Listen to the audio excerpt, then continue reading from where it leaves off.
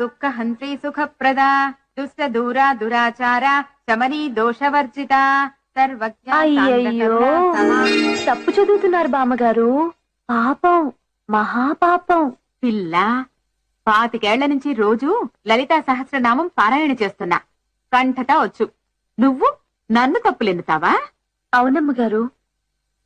ఏది ఒక్క తప్పు చెప్పు చూద్దాం.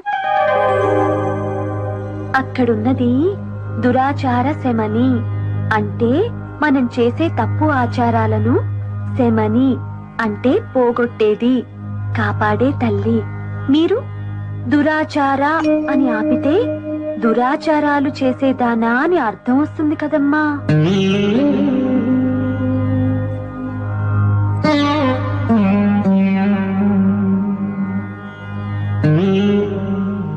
నీకెవరు చెప్పారే?